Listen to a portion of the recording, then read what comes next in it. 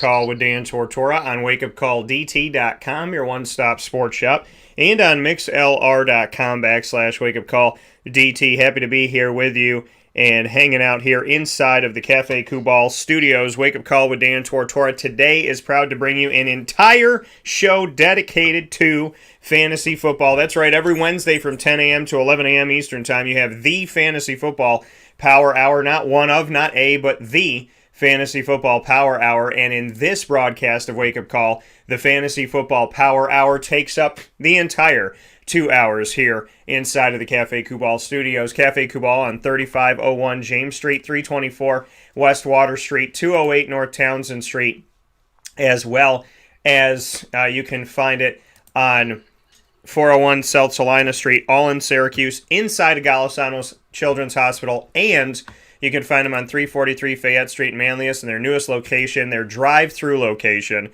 on Sweetheart Corners at the corner of Route 11 and Taft Road. So a lot of great stuff here on Wake Up Call with Dan Tortora, and we appreciate you being here, hanging out with us where sports truly meets that thing called life. Mike and I giving you a full-fledged mock draft. It's Mike and I against the computers of the world, and we have the opportunity to bring this to you, which I'm very excited about and very much looking forward to. So with that being said, inside of the Fantasy Football Power Hour, proudly presented by the Wildcat Sports Pub, it is my honor and my privilege to welcome my co-host of all things fantasy football, Mr. Mike Sofka of Hall of Fame FantasyFootball.com, as well as our joint venture of the Winning Fantasy Football Group that you can find by simply going to Facebook and typing in Winning Fantasy Football. So, with that being said, Mr. Sofka, how are we doing today? Doing wonderful. How are you, Dan? Doing very well. And Mike, we're getting ready to do our draft here, and we have the room set up. So I'm going to go ahead and start the draft. This is an 18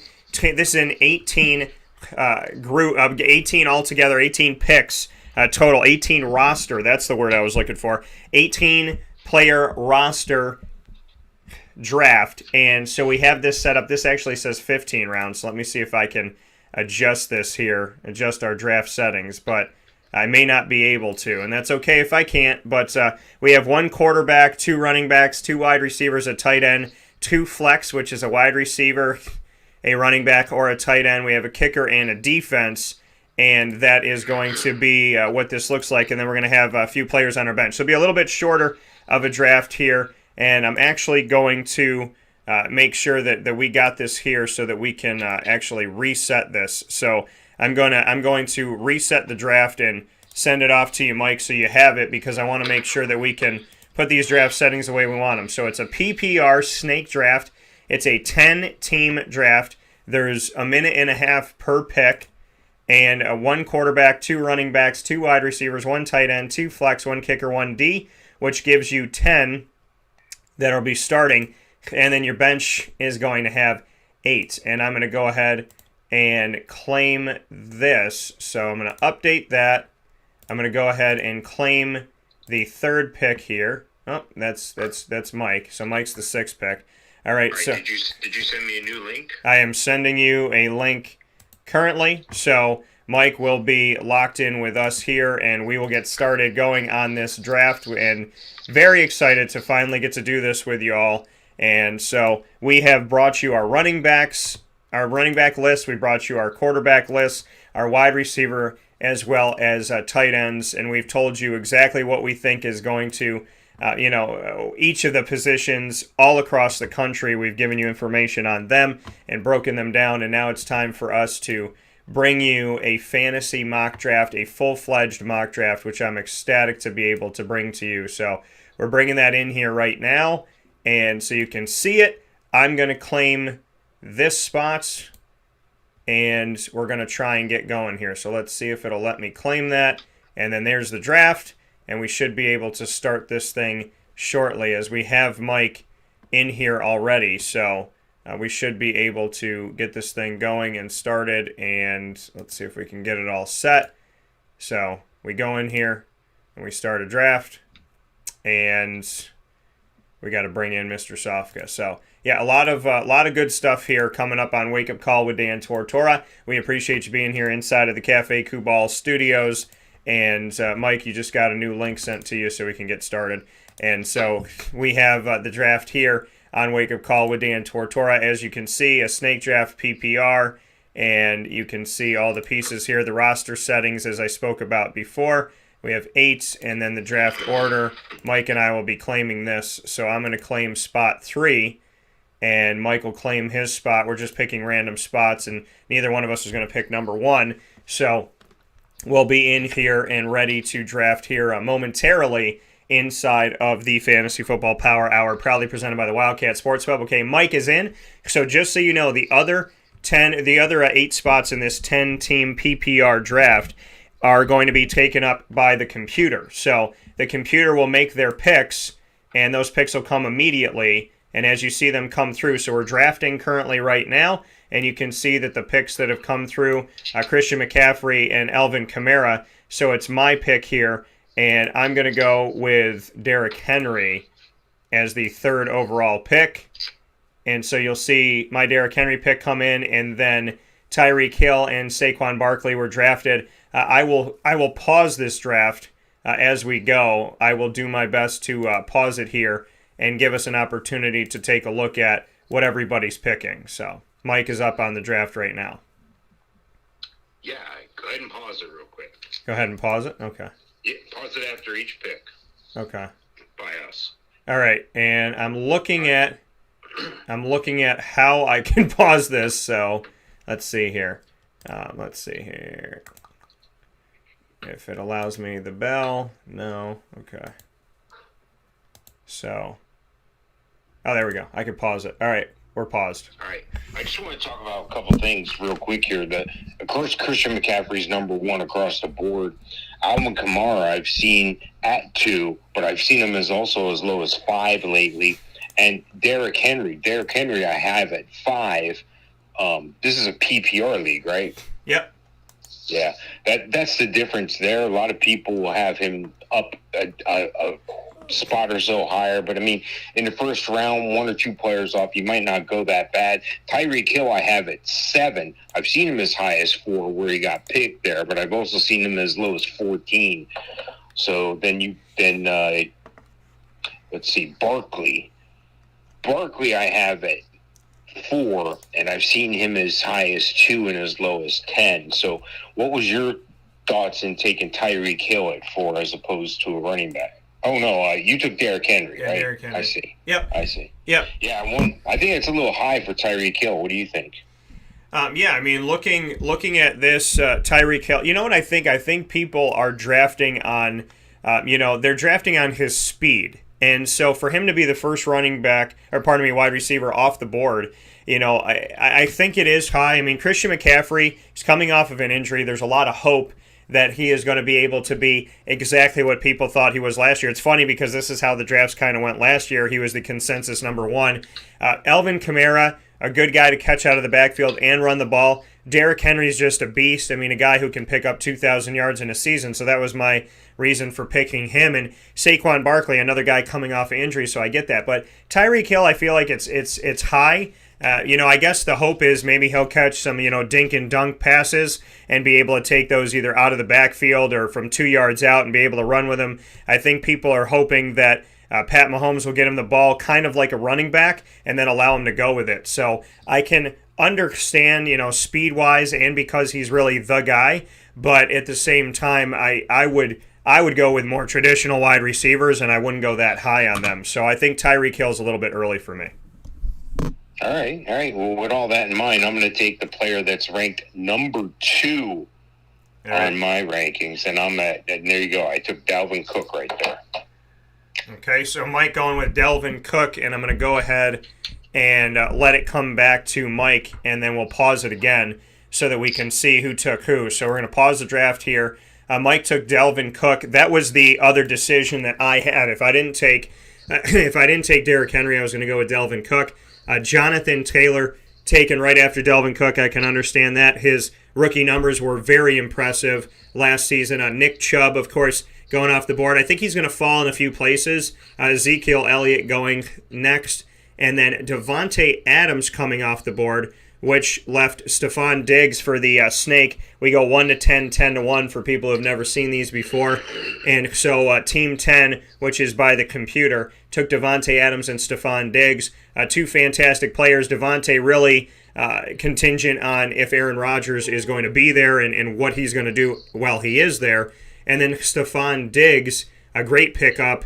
Travis Kelce, the first tight end taken off the board. I feel like this is kind of early. I know it's in round 2 and it's 10 teams, but still feels early. And then Joe Mixon, who's done some good things in Cincinnati. And DK Metcalf was taken before Tyler Lockett, which, in my assessment of drafts, once one is taken, I think the other will be taken at some point shortly after. So, Mike, with knowing those are the picks and we're back to you, what are your thoughts?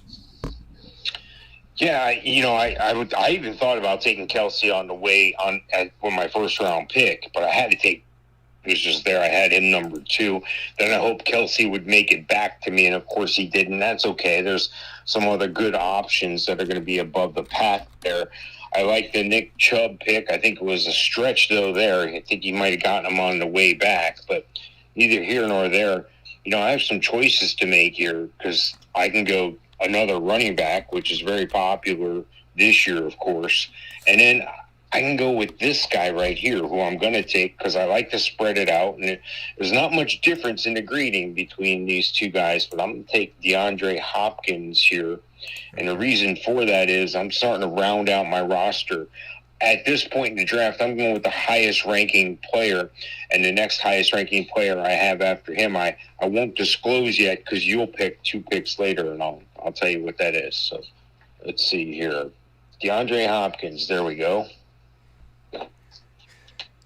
And DeAndre Hopkins was actually going to be my next pick. So I can understand that wholeheartedly because that was going to be my pick, my first receiver off the board on my list. And then Aaron Jones. Go ahead. Aaron Jones was the other guy it was almost a coin flip with over DeAndre Hopkins, and he got picked right after me, if you see.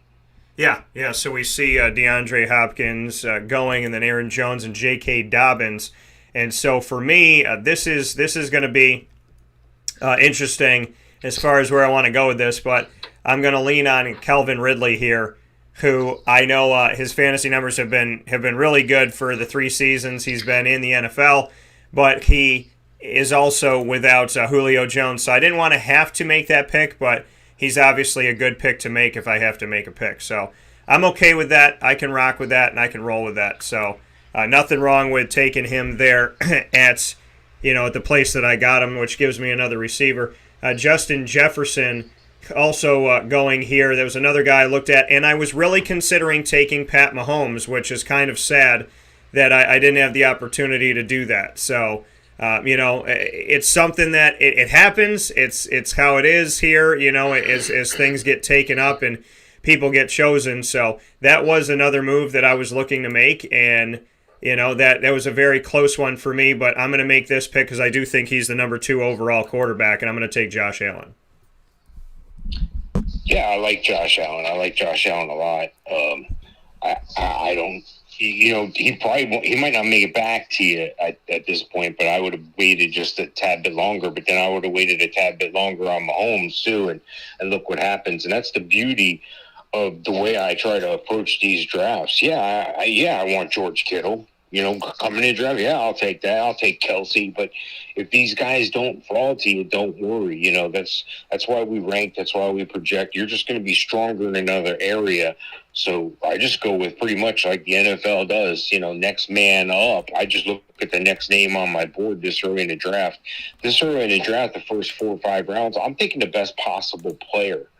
Regardless of position.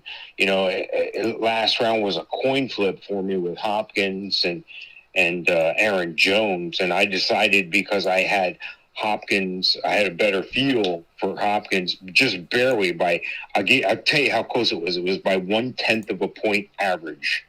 So, that's pretty close. I mean, that's just over 1 point for the whole season.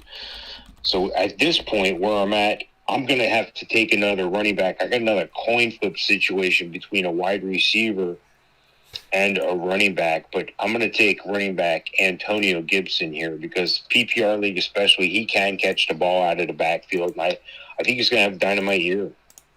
Yeah, so Mike going ahead and taking that pick, and so that's put him with Antonio Gibson, and I'm going to pause it here for a second again as we look at the picks. So I am the third pick. You could see Wake Up Call here on the board, and Mike is the sixth pick. You see Gator Mike. Mike took Antonio Gibson, and then Darren Waller came off the board. 3 tight ends off the board. They're color-coded by position, so tight ends in orange, Travis Kelce, George Kittle, and Darren Waller are off. Najee Harris taken pretty early here. Well, I shouldn't say pretty early. There's a bunch of running backs taken, but there's a lot of faith in him, I should say. He was taken before DeAndre Swift and before Clyde Edwards-Helaire. And then Michael Thomas was taken in the 4th round. You see him drop without Drew Brees there, and with a very confusing year last year where he was supposed to be the guy, and then he was hurt, but was he really hurt? But was it COVID? But was he unhappy? So I figured he would drop, and he did. Traded. Yeah, he might be getting traded. I heard, it's not really out there, but I've heard they're shopping him. Yeah, so I mean that's another place for us to really look at, and I figured he would drop. I really did, and to see him drop to the 4th round is kind of interesting here because again we're playing up against the computer, and the computer is a very smart computer, as you can see what it's been drafting. Josh Jacobs then next, Miles Sanders, and Keenan Allen, which brings us back to Mike. A lot of running backs off the board. You see more green than anything else.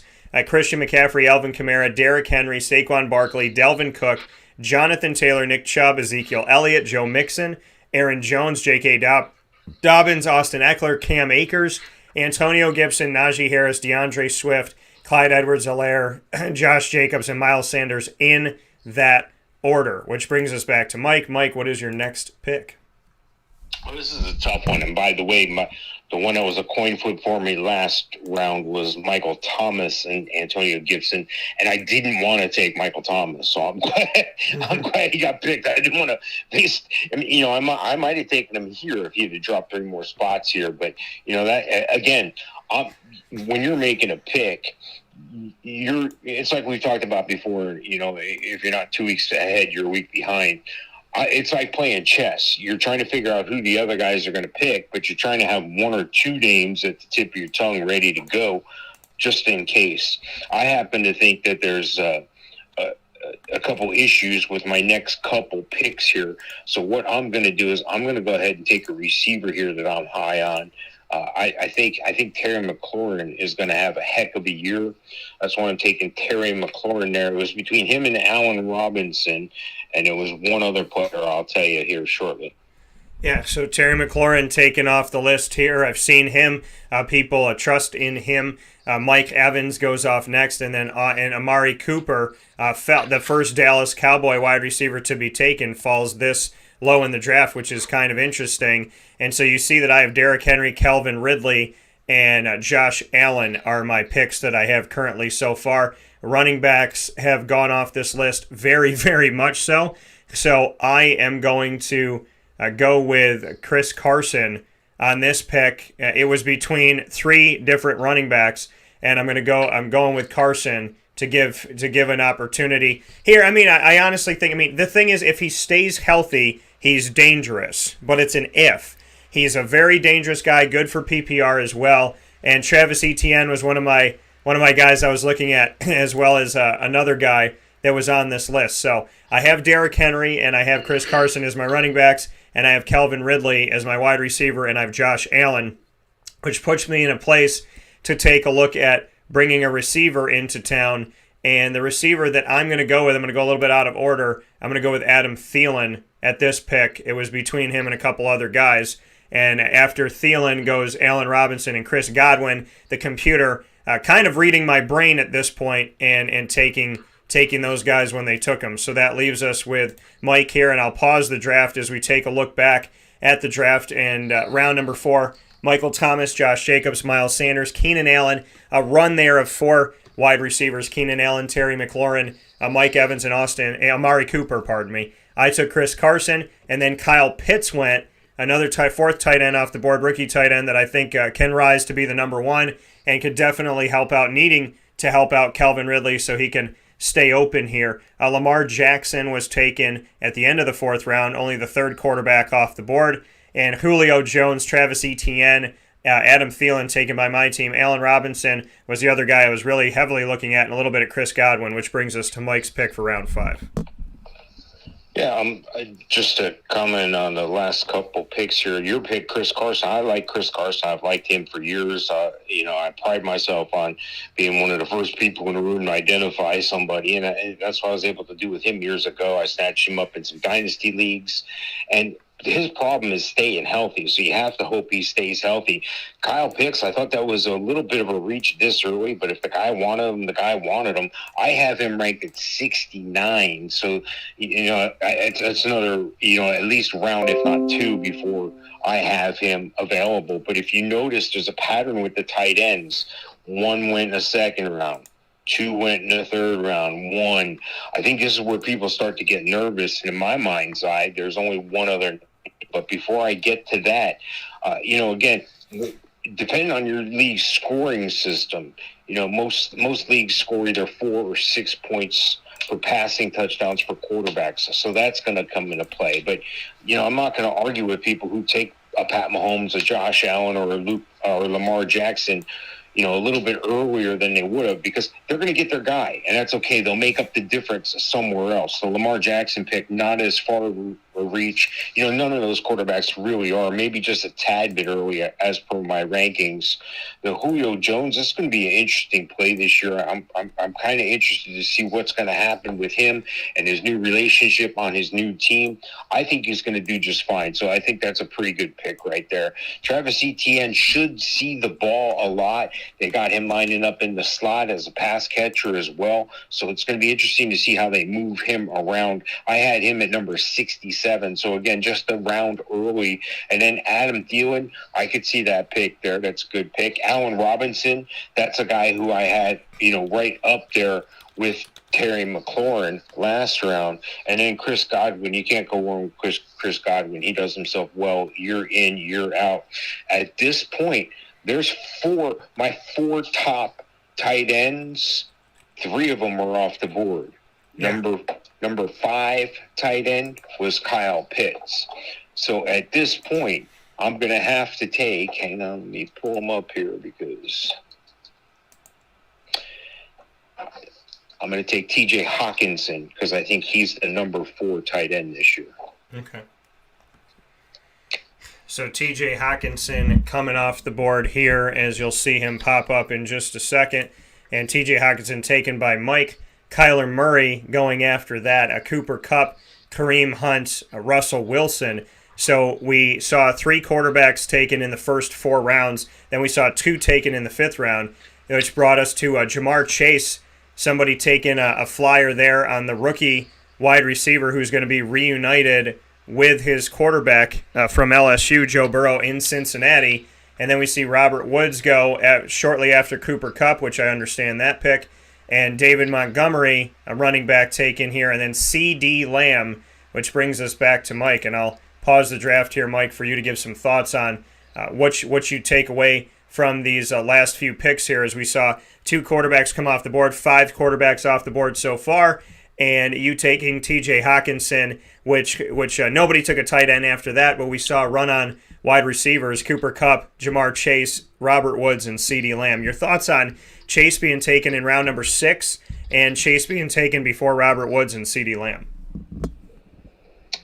Yeah, I again, at this point in the draft, this is kind of like the no man's land. So this is where your draft can be won or lost. So, you really want to make sure you're on your game here. And, there's some people, sometimes it's great to know the room. Like if you know a guy is an Arizona fan, he's going to take Kyler Murray probably. I mean, if he's a diehard fan like that, if he was I don't know, trying to think of a college here. If he was a Penn State fan, you could see him taking Miles Sanders. You can kind of read the room. So depending on where you're at in the draft order, sometimes it's good like the play chess. Like if I do this, then they're going to do that, and then I'll do this. So have a couple contingencies in your mind's eye as to how you would play it. there's a couple different things I can do here. I'm not sure I want to go with a quarterback here. Yes, I want to go quarterback, and yes, I want a quarterback. But if you look at half the teams already have quarterbacks. Those are very good quarterbacks. I think I can wait at least one more round just based on this one player who's still available here, and that is Tyler Lockett. I think Tyler Lockett's going to have a heck of a year this year. I like Tyler Lockett. He's always there. He's always a guy that you can count on. So I had him next highest ranked. I had him at number 40, so that just makes sense for me. Yeah, Tyler Lockett, a great pick. Somebody that I kind of forgot about after we saw his DK Metcalf going around number 2. I thought he would go a lot sooner, so he kind of slipped my mind. My next pick was Mark Andrews to take my tight end because he had fallen here, and he was taken right after Mike took Tyler Lockett, and then DJ Moore went, who I still think is in a place where I don't trust him enough to draft him. So now I'm looking at my list of tight ends and really not seeing a lot of great stuff left. So I will go with the next best available, and so I'm going to go with Noah Fant. But this is not a pick I wanted to make. I wanted to at least grab Mark Andrews here as we came back around, but Noah Fant is who I ended up going with. Juju Smith-Schuster decided to stay in Pittsburgh. He got taken off the list, and he was another guy I was looking to here if I didn't take a tight end. Kenny Golladay, who's on a new team with the New York Giants, hopefully will help out Daniel Jones and Saquon Barkley. Myles Gaskin, who Mike and I said go from Mr. Irrelevant to a starter. We said that last year, and he's done that. And then Devontae Smith from Philadelphia, a rookie wide receiver coming off of winning the Heisman with Alabama.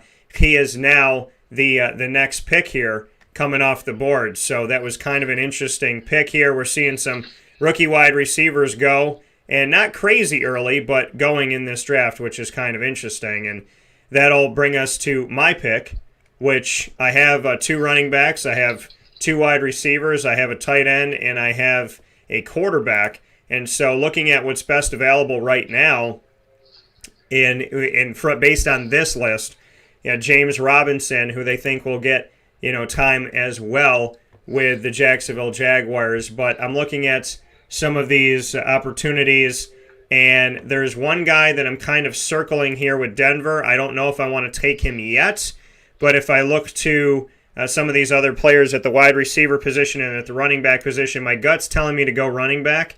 And so I'm actually going to take James Robinson at this pick, and then I'm going to leave a few other things here left open. And Melvin Gordon, who I figured would fall a little bit here, not a ton of belief in him. He has fallen here into this round. And Justin Herbert, kind of interesting here after Russell Wilson, that the pick jumped Dak Prescott and took Justin Herbert, which brings us to Mike's pick. And Mike, what are your thoughts on what we're seeing currently right now? Well, it's kind of one thing you always want to bring yourself to is knowing where the average pick goes. So in other words, I want to know what the average draft position of each player coming in. That's the beauty of using the cheat sheets that I have on my site, HallOfFameFantasyFootball.com. It gives you the average draft pick. So on an average, that helps me predict what the other players are going to do. So there's times where you can wait till after the turn, till it comes back. That's where I find it most advantageous. Well, look where I'm at right now, okay? There's 2 of the 4 teams that are after me. There's going to be 8 picks after me. So 4 of those picks, one of those might be a quarterback. So I may consider taking a quarterback here just because of the odds, just because of the math involved. Not because oh my gosh, there's a run, I better hurry up and get a quarterback. You never want to be in the middle of the run. You want to start the run. When everybody's looking at wide receiver, you want to go running back if possible. Those little things can make the difference in the draft, and you can start to dictate the draft. My goal is if I have 100 prospects on my draft sheet, and I'm just using a round number here, I have more than that, but if I have 100, I don't want any of my guys to be below 50. If I have 100 prospects on my draft sheet, I'm just using a round number here. I have more than that. But if I have 100, a physical piece of paper, and I have it printed out with my projections and my rankings on it, I have the average draft position next to that as well. So I know where I'm going at all times. It's just a matter of how I want to play it. So while I appreciate the patience here, I'm just trying to explain what we're doing. So, with that being said, I'm going to have to take Dak here because I need a quarterback. I'm going to need one. It's not out of line. He's on my rankings at 63, which is, 2, 4, 6, 7. We're on 72, 4, 77 right now. So I'm ahead of the curve here. If he's ranked 63 and I'm taking him at 77, that's value right there. So I'm glad I was able to do that. Yeah, so Mike going with Dak Prescott, another guy that I think fell in this draft farther than I thought he would, and farther than I think will be in some of the other drafts that we see. The guy that I was looking to get on the back end coming around is Javonte Williams. I'm guessing that the computer is listening to our entire conversation. DJ Chark Jr., another guy that I thought would maybe fall to me as I looked at him a round or two before. Odell Beckham Jr. getting taken. He's still left up in the air for me. I don't trust him. He has a few good games, but that's what I see. And Brandon Ayuk, really the guy in San Francisco right now. And then Raheem Mostert. This guy took 2 San Fran players. Could be that this could be a San Fran fan, kind of, simulating what a fan would look like here to take 2 guys from the same team. Aaron Rodgers falls in this round to round number 8, at the beginning of round number 8. Leonard Fournette goes and Chase Edmonds goes, which brings us back to Mike. Yeah, I got an interesting call to make here. I do want to comment on the Aaron Rodgers pick. If you notice, I broke that down for you. There was a 50-50 chance, and I think it was slightly greater than that a quarterback was going to be taken after my pick or before it came back. And sure enough, that happened. Along with 4 running backs and 3 wide receivers. I don't think very many of them were so far out of whack. I think they all got drafted about where they should be. So this is the time I'm looking at my roster. I look at my roster and I'm like, okay, I got a fairly balanced roster here for at this point in the draft. I'm halfway through the draft almost, and I do have a tight end. I do have 2 running backs, 3 wide receivers. I have a quarterback. So still, I've been focusing on best player available to a fault, but it's worked out for me. So I'm not going to complain.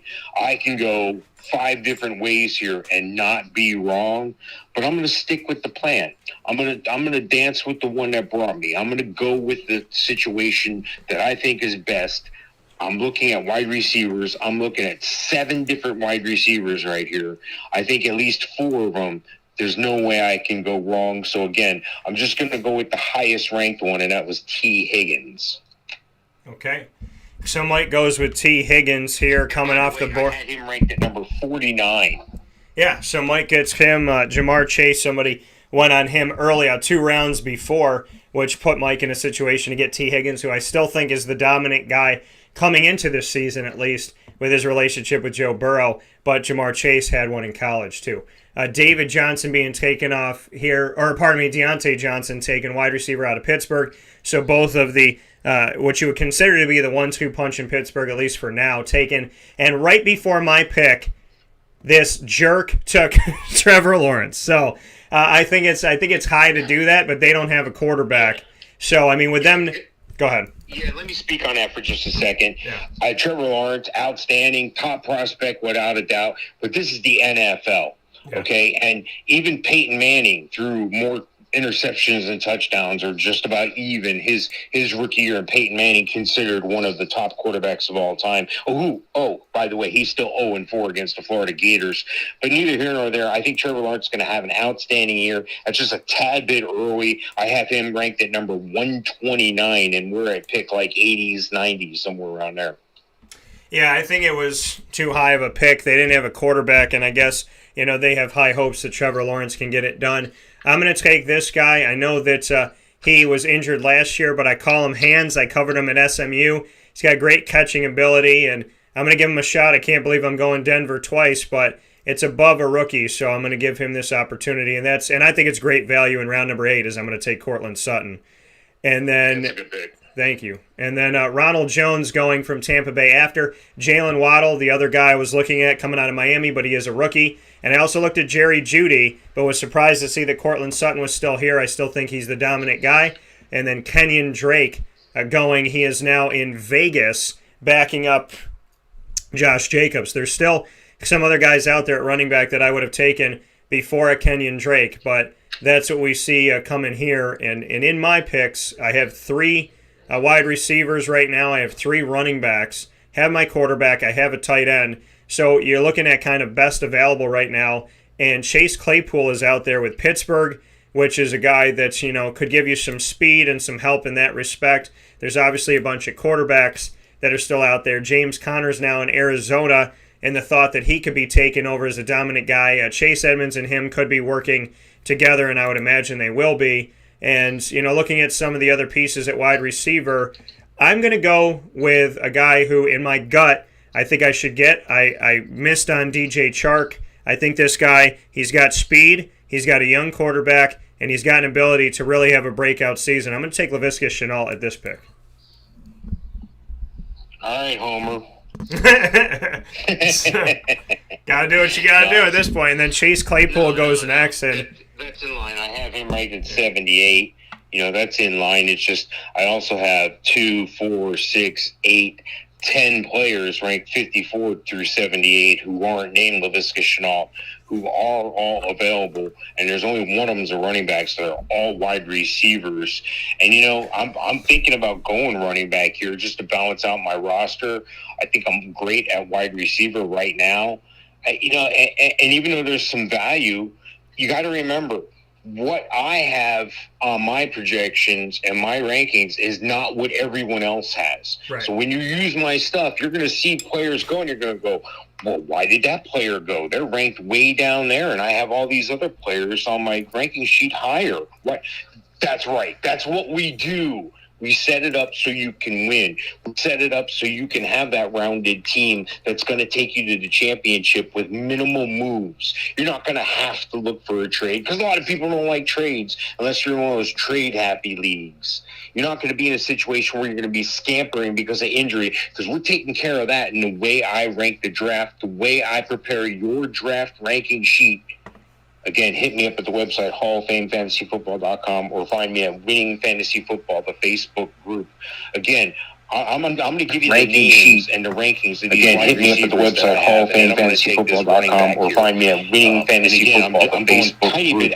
Again, I'm going to give you the names and the rankings. Again, hit me up at the website, halloffamefantasyfootball.com, or find me at Winning Fantasy Football, the Facebook group. Again, I'm going to give you the names and the rankings. Again, hit me up at the website, halloffamefantasyfootball.com, or find me at Winning Fantasy Football, the Facebook group. Again,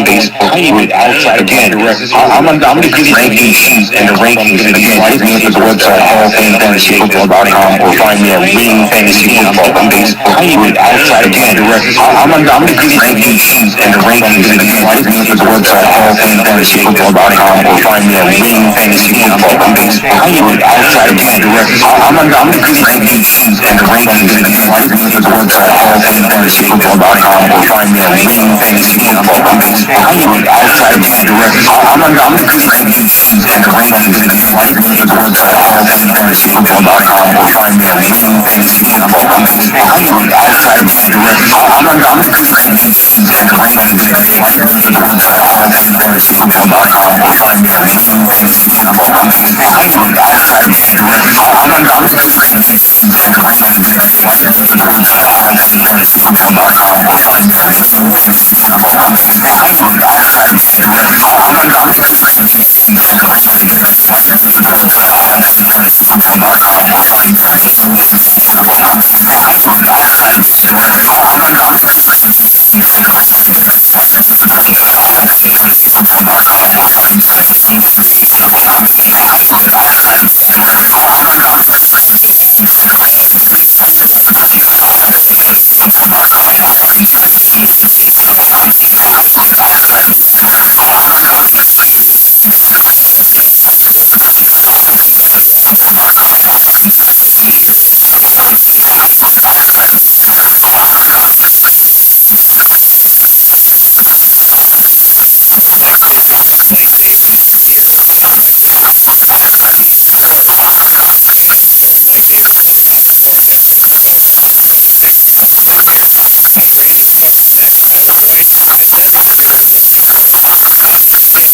James Conner in Arizona, Mike Gesicki in Texas. Saw a chance to drop for almost 3 full rounds in the draft this past round, a ninth round. Mike Gesicki taken in the Marquise Hollywood round. Going in the third and fifth, Micah Parsons going out of Rudolph going in. Evan Ingram in the 15. Zach Moss is taken another 20, which is sort of an interesting year. Zach Moss again picked up here more draft picks to make sure his list was named. But I do not believe that Devin Kingsbury has not been taken yet. So Zach Moss is taken ahead of him in this draft. Mike's thoughts on that before we kind of go into giving our backup teams kind of the evaluation and giving you some feedback for being in the team position that you want to make sure you pick up in Sunday night football or the position pick going into week 3 is going to be 23 picks in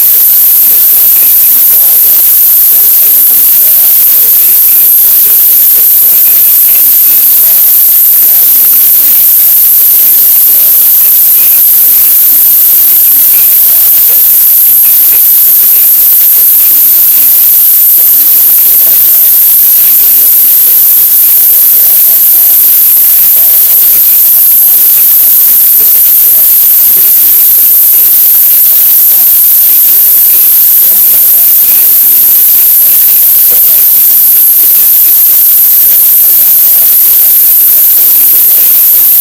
looking to draft teams looking to draft picking on specific positions in the team. Teams that could be what might be a leader in one team, what might be the leader in that team. Who knows what either way, but the teams will be picking at least one of these teams going into week 29 at the position to see what this season is going to be for the top positions in the draft. And obviously, looking for one to pick on either team. Pick on either team at this position. You look at the defensive landscape in the November, defensive leading picker, couple leading pickers in the first, Panthers, he evaluated Aaron Hurts, Mike Martinez as his best takeaway, his best weapon, in my opinion, and then got rid of him. That gave me good reason to believe, Robbie Anderson after he ran into his injury, Robbie was no longer a very viable weapon in Minnesota. His contract was close to Debo Samuel, I kind of on your call on the list, you did pick him there at 10. Debo at 7, but I don't know if Travis Kelce, I think Kelce will be good, but if they don't hit at position where he is right now, I'm gonna take a good shot, and I think he's gonna be a good 22 to 23. They don't. Well, there's two guys I'm gonna pick.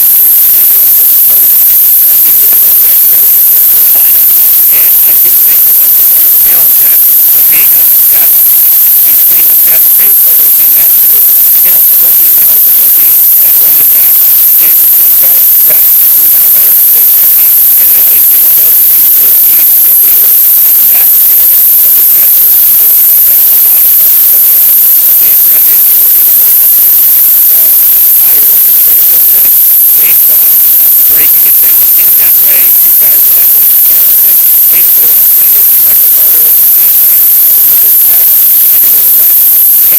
Tortora, he kept the situation like not letting me have a lot of positivity like that. And that's not because I have too much pressure. It's because there's obviously a lot of question marks with a lot of unvested, trickle players. That being said, Brady gets to be a quarterback, so that makes that positive. That was great value, I think, to let him count as a second string quarterback in Pittsburgh, and now we have a spot on the team for Brady. And who do you want to see?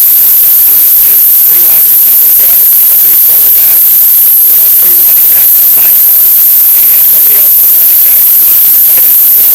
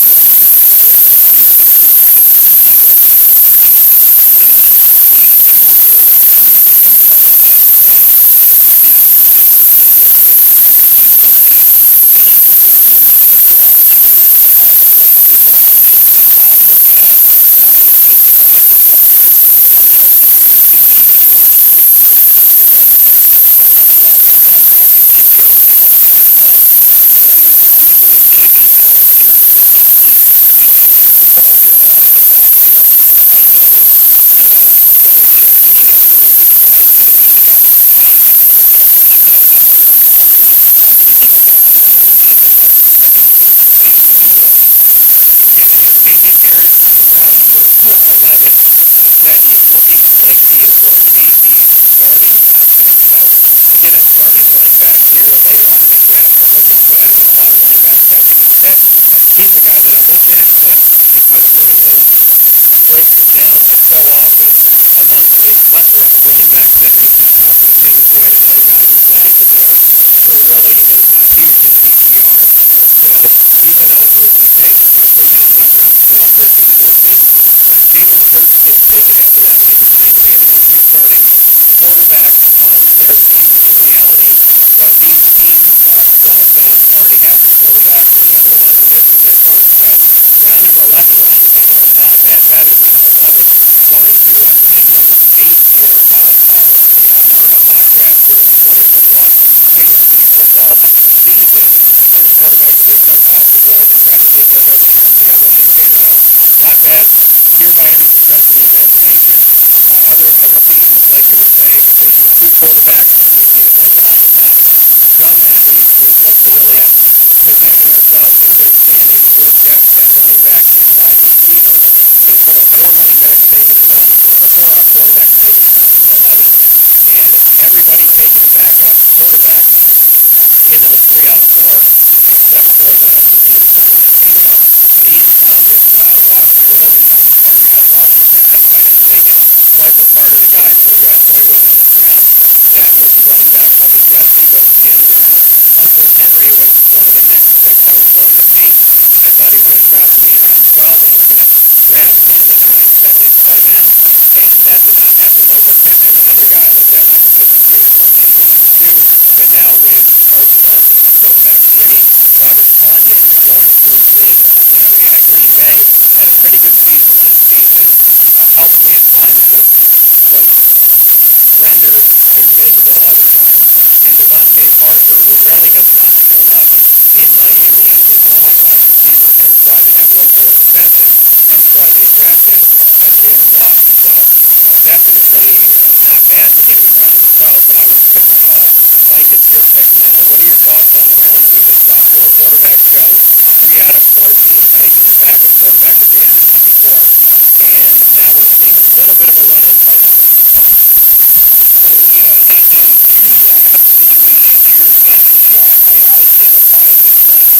If you're in a two-area draft and you're drafting a receiver, usually in a two-area draft, it's going to be very high on the rankings. It might get there, it will get to, unless the owner has gone in there and pre-ranked their own stuff. But you can watch what they're using. So I can use that to my advantage. Let's say I was thinking about taking a quarterback at this point. For some reason, I would have already known that those other guys were much likely to take a quarterback. So I use that to my advantage. So I'm like, well, let me take a quarterback. And I don't think that, these guys are going to take this quarterback. I think these guys are going to take these other quarterbacks because according to the rankings on the computer in the draft room, it says they should be taken. And sure enough, they were. I can come back and use that to my advantage. That's why I went with Harris before, because I wasn't in the market for a quarterback. And at this point, I'm going with my rankings, and I'm using the rest of the room's rankings against them. That's important that you know that. You got to remember, if you're using my system, not everybody knows what you have, but you know what just about everybody else has in the room, because I also give you average draft position.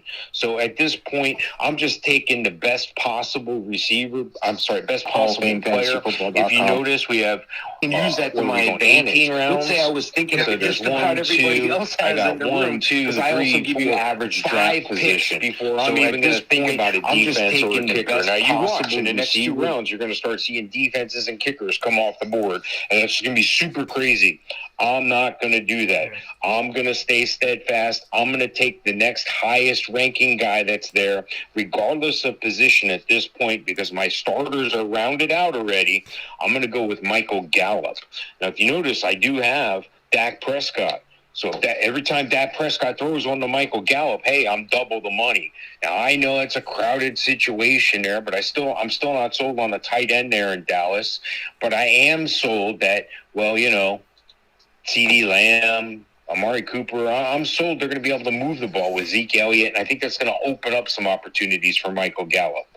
Yeah, and Michael Gallup, but round number 12, and not a bad pick at all. With seeing Amari Cooper kind of fall and CeeDee Lamb go later as well.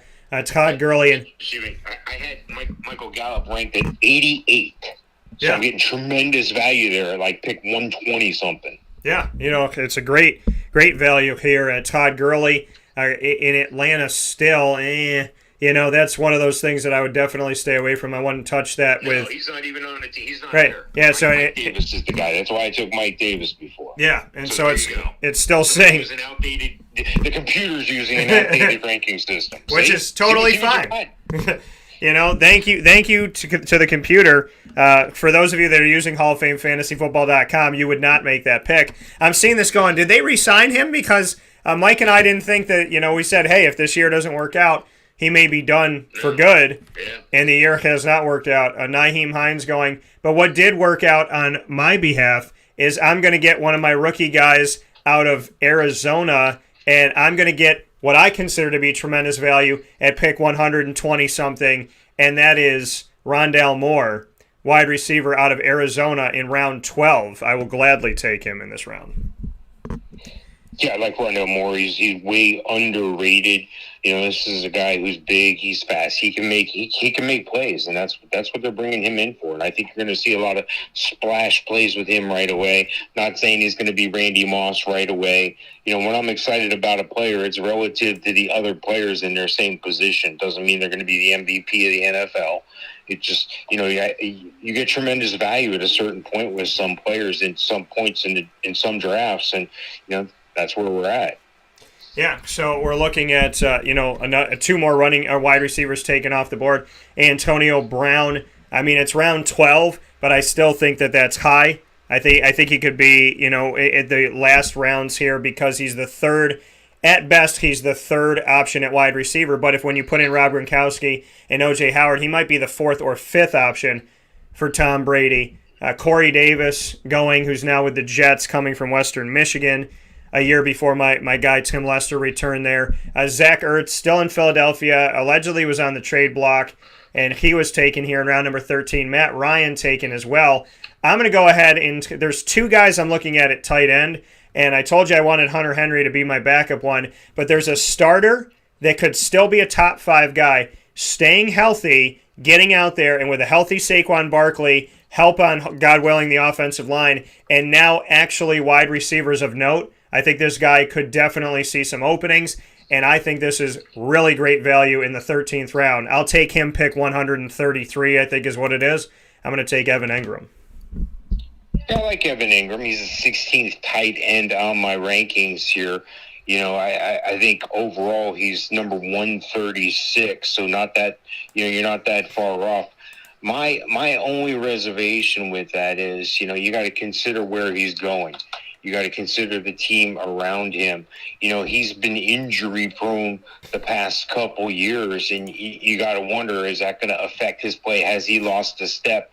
The team did bring in Kyle Rudolph, but Kyle Rudolph's on the backside of his career as well. There's no real rookie threat there. And Evan Ingram has been, a solid player for many years here. You see that Tyler Higbee went right after that. Now, Higbee's in an interesting situation because he's almost running solo now. When he runs solo as opposed to those two tight ends, he's going to bring up some points. So that's a good pick right there, Higbee right there. I have him ranked at number 119, and going up and down through my rankings here, I'm gonna step out. I know we talked about somebody taking Zach Moss before. This is where I take Devin Singletary. I take Devin Singletary here because I'm sold he's still the starter or a committee split at worst, and in the 13th round I could do a lot worse than Devin Singletary. Yeah, so and looking at this and where things are kind of shaping up, we'll talk about this in a second. I want to go to my position here, and looking at my draft where I'm at right now. One quarterback I have, so I could look at taking a backup in this situation. I have Josh Allen, and so who I consider to be number 2 behind only Pat Mahomes. Derrick Henry and Chris Carson at running back, as well as James Robinson, A.J. Dillon, and Trey Sermon as my running backs. So when I look at my list here, got a bunch of running backs. Wide receiver-wise, Calvin Ridley, Adam Thielen, Cortland Sutton, Laviska Shenault, and Rondale Moore. So 5 there. I have my 2 tight ends. I still have to pick up my kicker and my defense, and I have 3 bench spots here. So I can use one of those on a quarterback. I can obviously bring in another running back or another wide receiver. Some people have 3 tight ends. I find it difficult to do that unless there's an incredible steal toward the end of the draft. There's still a lot of value out there at wide receiver that I'm seeing right now. Guys that could be number 2s, guys that could rise to number 1s, guys that could really make some hay in fantasy football this year are all still available. And Mike and I have a rule of thumb. You see that my kicker, which is here in purple, is empty, and my defense and special teams is empty. Mike and I have a rule. Whatever your draft is, if it's 14 rounds, it's round 13 and 14. If it's 18 rounds like this, it's round 17 and 18. We do not pick kickers and defenses until the end of the draft. If you want to do that, you can do that all day. We will let you pick a kicker early. We will let you pick a defense early. Some people take a defense in the drafts I've done.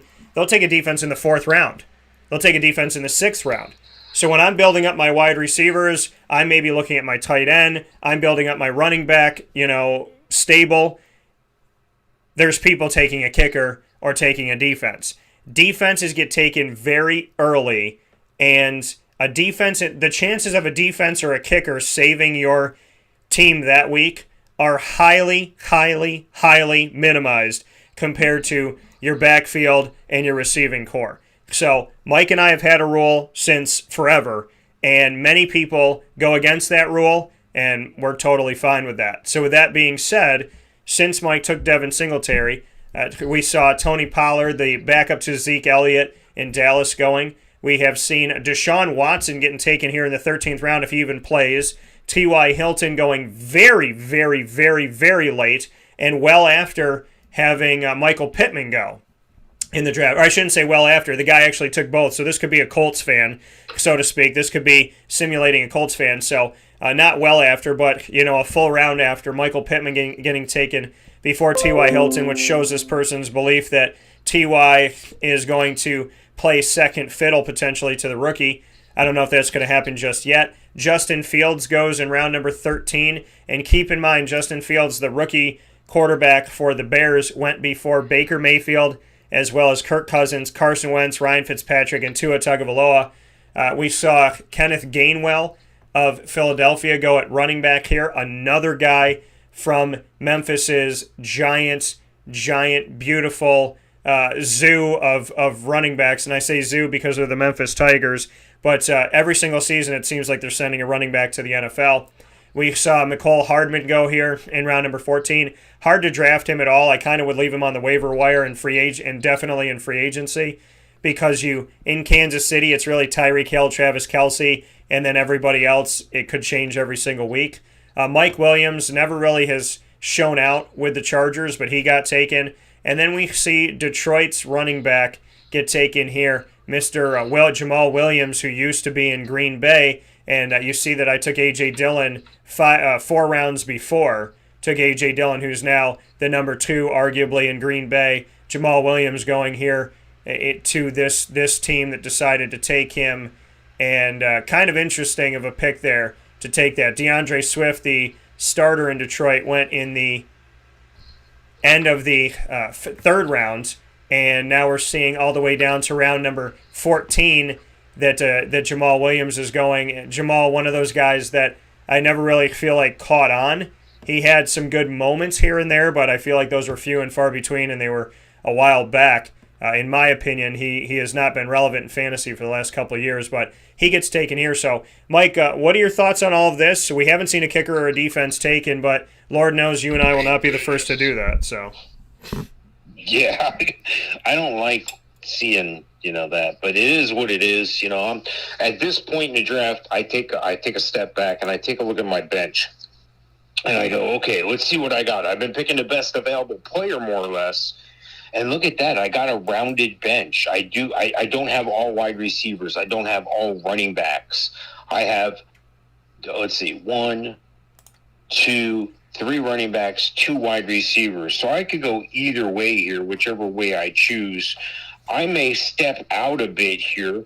There's a wide receiver I'm very interested in taking right now, but just a few ticks below him is another running back. And this is PPR scoring. He's a PPR running back, and it kind of handcuffs me, Antonio Gibson. And I'm talking, of course, of J.D. McKissick. I'm not the big handcuff guy, but there's times where if I can and I can round things out, why not take another running back who's a handcuff in the 14th round of 18 rounds? That's where I'm going. I'm going with J.D. McKissick. Quote of today's show: I'm not a big handcuff guy. It's got to be the quote. Got to be the quote of today's show.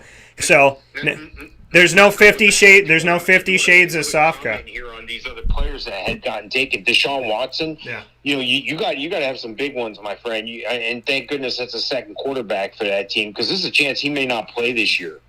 So you got to keep that in mind as well. So yeah. The other picks are pretty much right where they need to be. Nothing outlandish. So sorry to take up all the time. No, you're fine. There's no 50 shades of Sofka because he's not into handcuffs.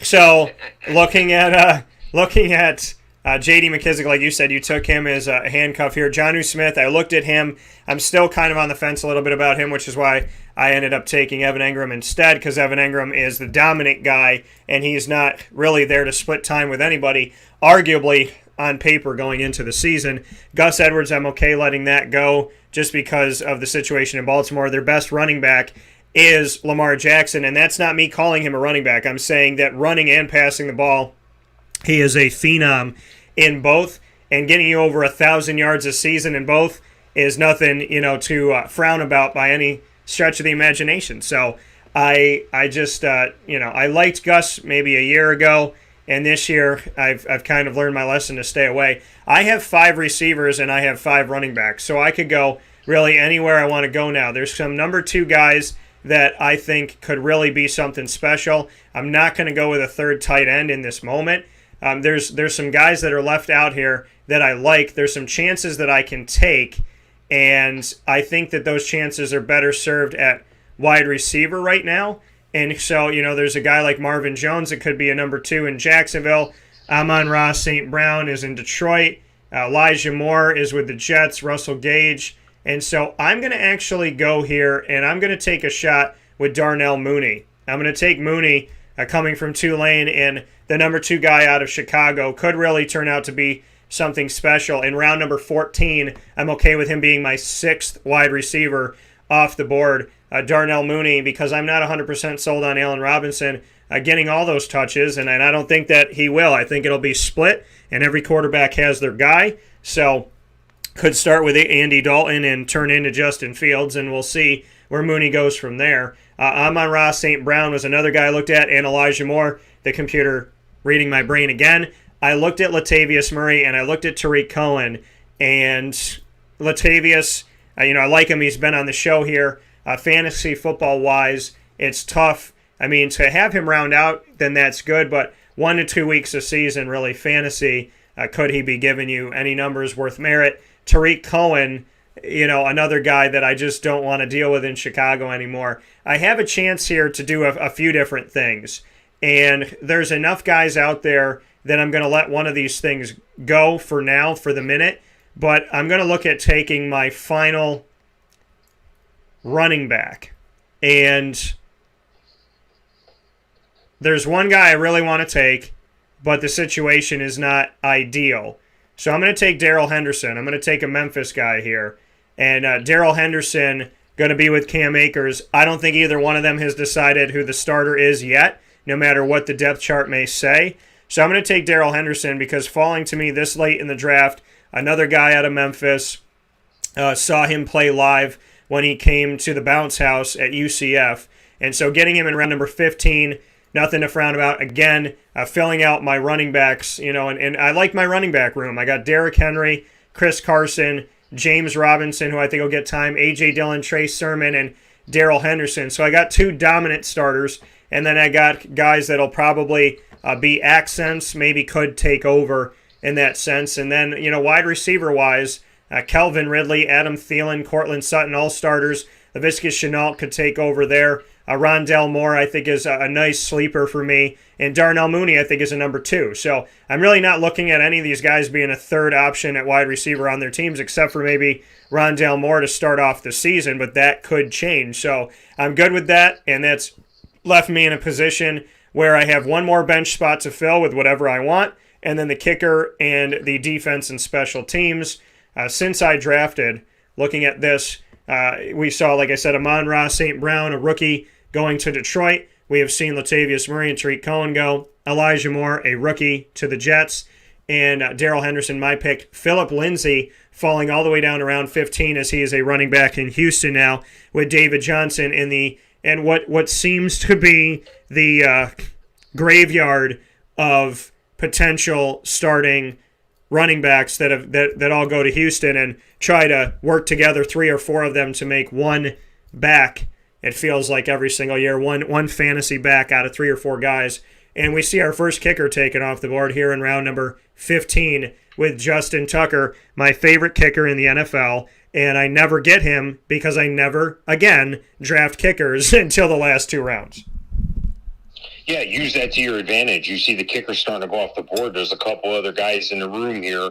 Maybe this happens in your draft. I've seen people leave the draft. They get their starters and they leave the draft and like, yeah, whatever.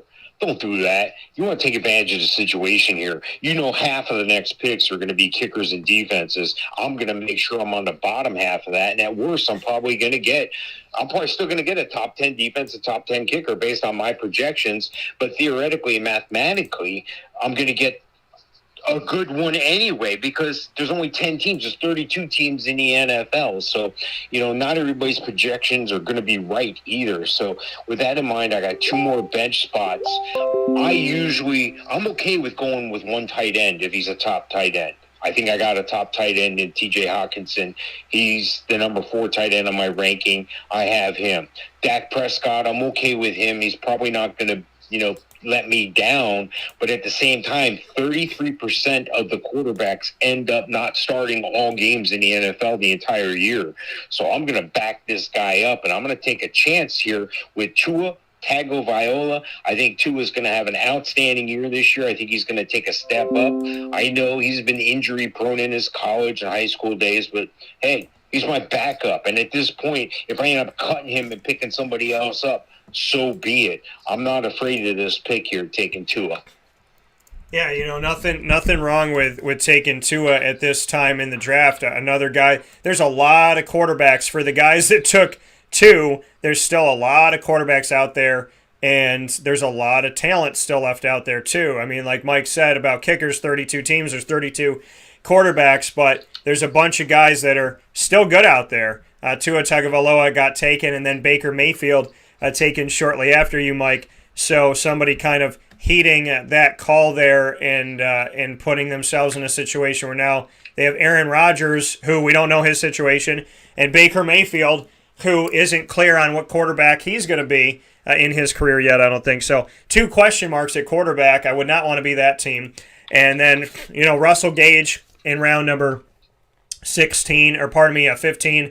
There was another guy I looked at out of Atlanta because someone's got to step up, but I think that's a crowded room with Calvin Ridley and what the expectation is of him. And obviously bringing in Kyle Pitts, who I think can become the number 1 target. Austin Hooper, speaking of Atlanta guys, he's in Cleveland for year number 2. I would have left him off at tight end. He's not proven at all.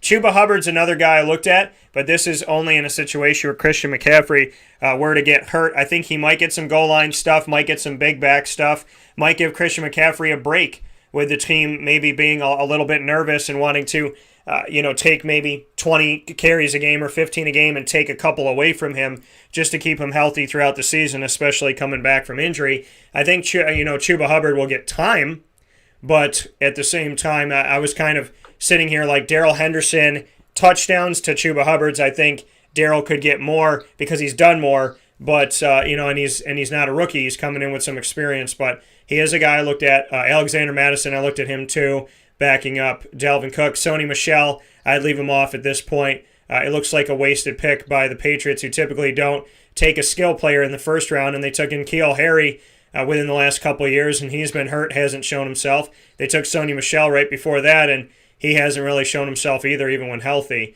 Henry Ruggs, another guy I looked at, 16th round, good value for that because he's the number 1 wide receiver in Vegas right now, and he's taken in the 3rd to last round. Nelson Aguilar of New England, another question mark here as we try to figure out when Mac Jones will take the reins, how Cam Newton will be used.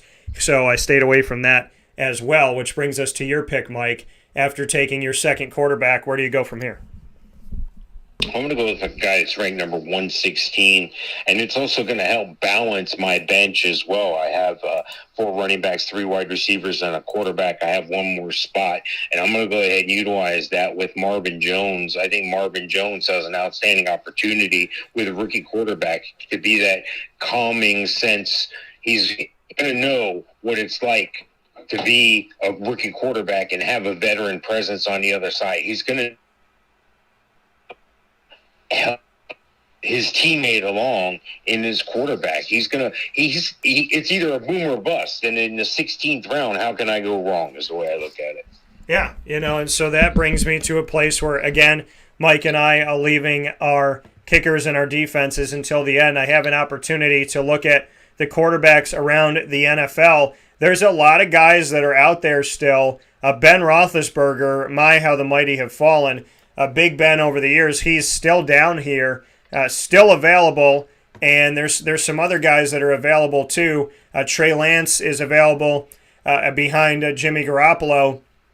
In reality, in fantasy, some people regard him as above him in this place. Kirk Cousins is still there, kind of an old faithful type of feel. Carson Wentz, if he stays healthy, he's playing in a dome half the season, so that's good, and Ryan Fitzpatrick is here too. Ryan really doesn't have anybody behind him in Washington to contest him, and Daniel Jones with the Giants.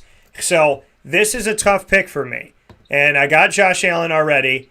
Trey Lance is enticing for me, but I'm going to go with someone that I believe can last throughout the season. It's between the Magic and it's between the Cousins. And I think that based on just age, I'm going to go with Kirk Cousins as my backup quarterback in this situation.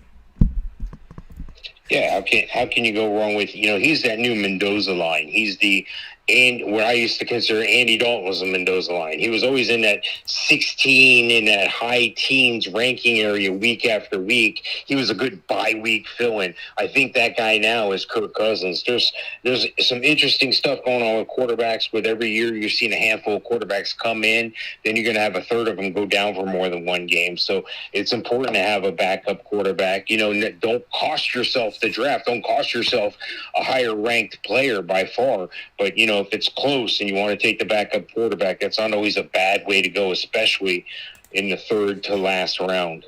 Yeah, so my Kirk Cousins, getting him in the third to last round, I'm good with it. My backup quarterback, as you can see, I have filled out my bench, so it leaves me with a kicker and a defense and special teams at this point.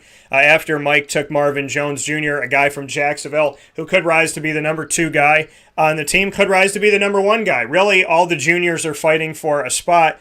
Marvin Jones Jr., DJ Chark Jr., and Laviska Shenault Jr., who I picked up. And so Mike and I both got a Jacksonville receiver in this, with Trevor Lawrence coming into town. Le'Veon Bell going to Kansas City, second year there. He goes in round number 16. I'm okay with that. It's value. It's getting somebody late toward the end, but I don't expect much of anything from him. Again, Darrell Henderson, Chuba Hubbard. There's other guys that I think will get more touches, more opportunities than him.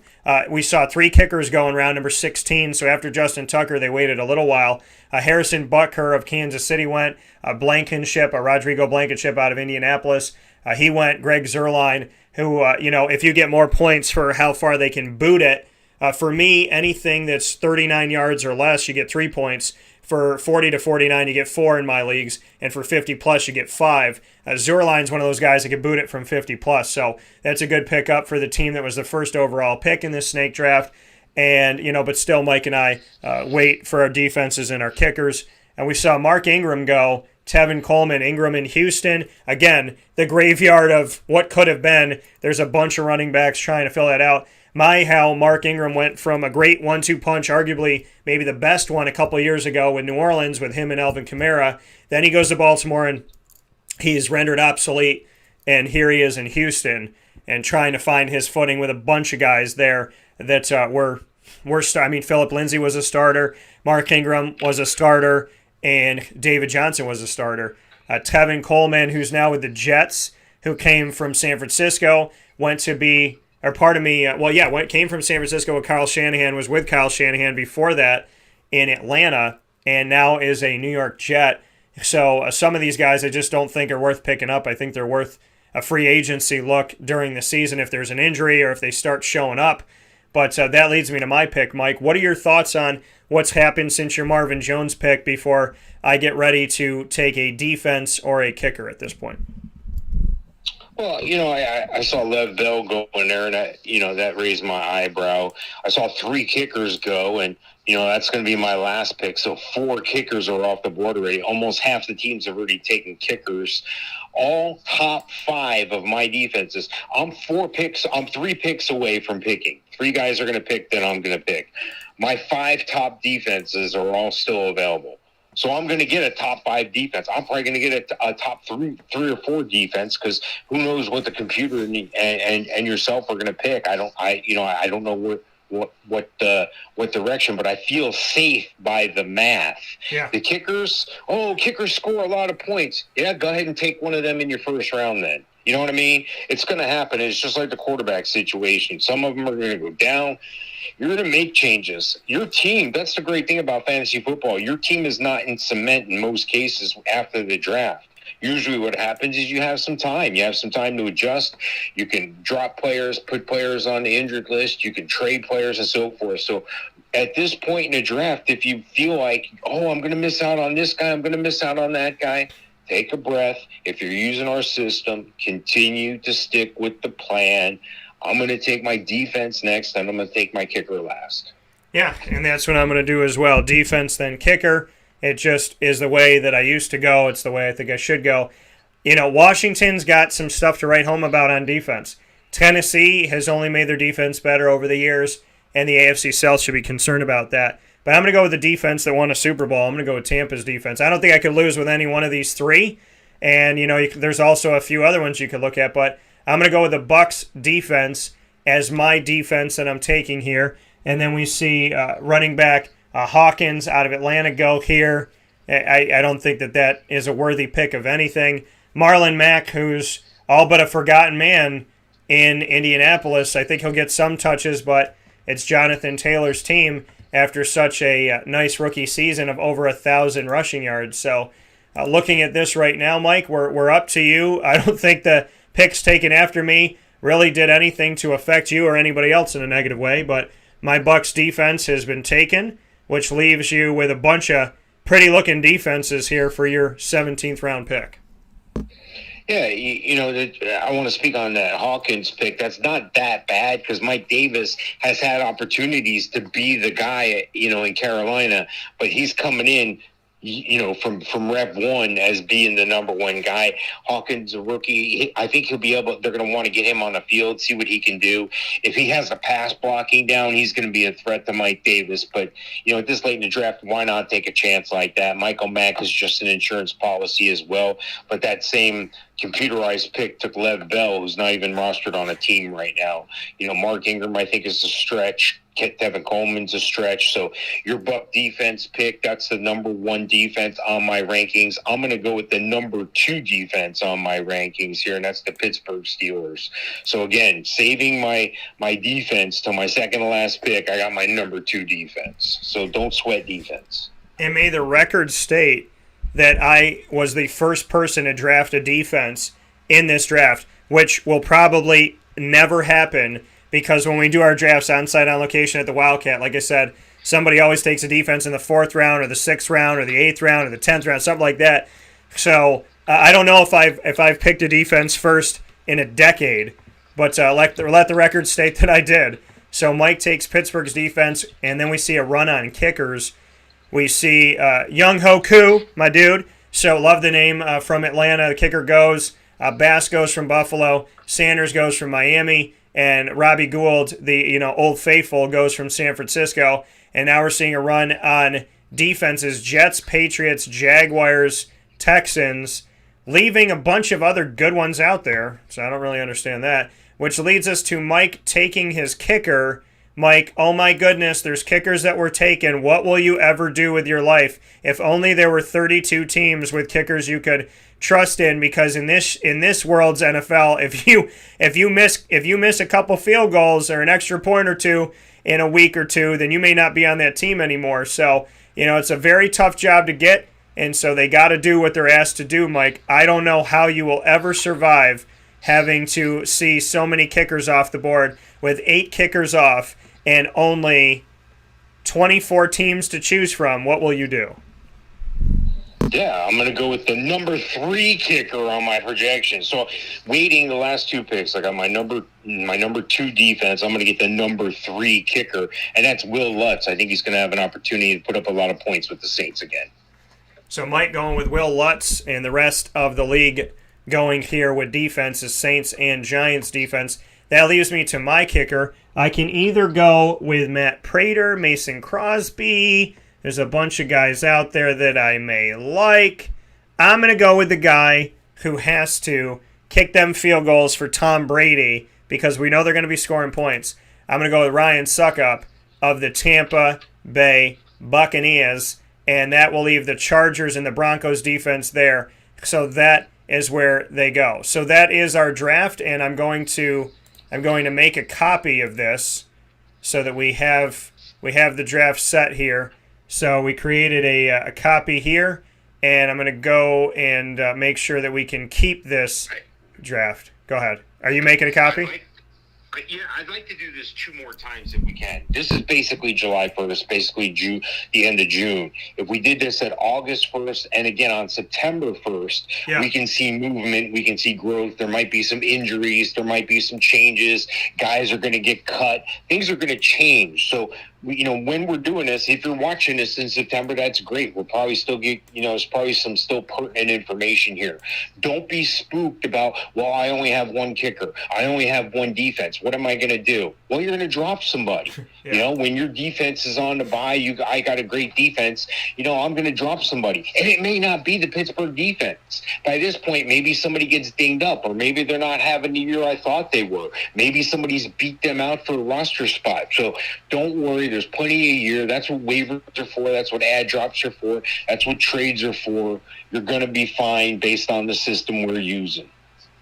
Yep, and I got our entire draft here saved, so I'm looking at it right now, which is pretty cool. So I got all this set here for us, and Mike and I will take a step aside for a fast break, and we appreciate you being here inside of the Fantasy Football Power Hour 2021 Fantasy Football Mock Draft, brought to you only by the fantastic team at the Wildcat Sports Pub, 3680 Milton Avenue in Camillus, New York. Open 7 days a week for indoor and outdoor dining and for takeout and delivery. Call 315-487-2222. That's 315-487-2222 for the Wildcat. We'll be back right after this on Wake Up Call with Dan Tortora from inside of the Cafe Kubal studios.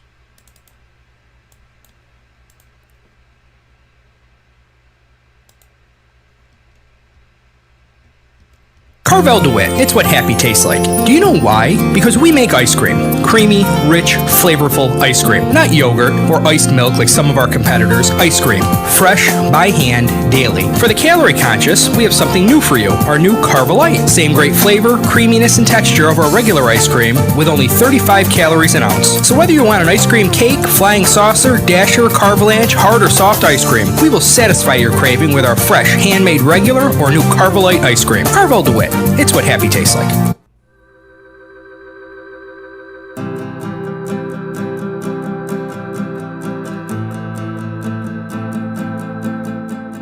Cafe Kubal offers same-day local delivery of our products, offering no delivery charge for Onondaga County. Shop cafekubal.com for fresh roasted coffee beans, cold brew, travel mugs, and all your essential Cafe Kubal needs. Cafe Kubal, coffee for the soul.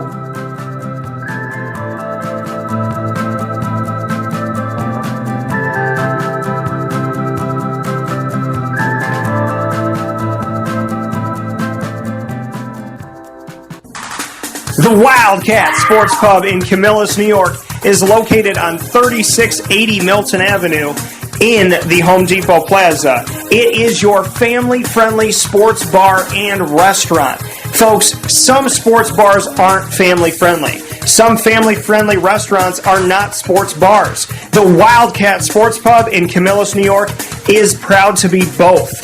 It is that marriage that you've been looking for years. The Wildcat Sports Pub is your home base for your sports bar and restaurant needs, games for the kids, indoor and outdoor activities, and enough things on the menu to come back every single week and get to try something new. They're open Sundays from noon to 8 p.m., Monday through Wednesday, 11 a.m. to 11 p.m., and Thursday through Saturday from 11 a.m. to midnight. For reservations and party information, call 315-487-2222 for the Wildcat family-friendly sports pub and restaurant.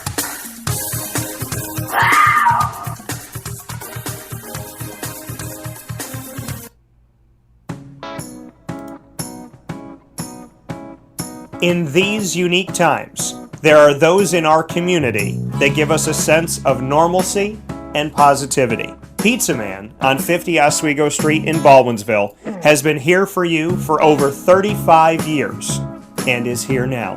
Call 315-638-1234 or order online at pizzamanbville.com to bring those familiar tastes into your home. And remember to come see our monthly on-site broadcasts centered around the community and our Baldwinsville beats.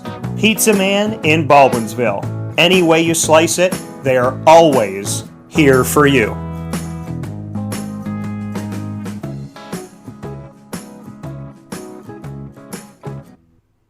I'm George Townsend of Honda City with some good advice when buying a new car. The true cost of owning a new car is determined by the appraised value when you trade it. No vehicle appraises higher than a Honda. Next, look for low APRs and deep discounts. You also want low maintenance costs and great fuel economy. That's why my advice to you is to buy a new Honda. Looking pre-owned, visit our Honda Certified Used Car Center. Honda City, 7140 Henry Clay Boulevard, Liverpool, or HondaCity-CNY.com. It would be a pity if you don't shop at Honda City. This is Jimmer Sikowski, owner-operator of Chick-fil-A Cicero, 7916 Brewerton Road in Cicero, right in front of the Home Depot. I had a deep feeling that God wanted me to do something bigger with my life and to help people, help others. I kept putting Chick-fil-A in my life, and I realized as I was going through the franchise selection process that positively impacting the lives of others was really core to what we do here at Chick-fil-A. First of all, it starts with the food. The food is brought in fresh daily. We bring in local produce. We prepare to order in the kitchen. We hand butter chicken. We hand spin our milkshakes. It's great food. It doesn't taste like fast food.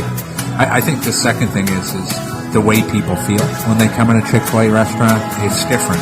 We try to treat people with intentional kindness here, which is very different and deeper than good customer service. And so I think it feels remarkable for most people to come in a Chick-fil-A restaurant.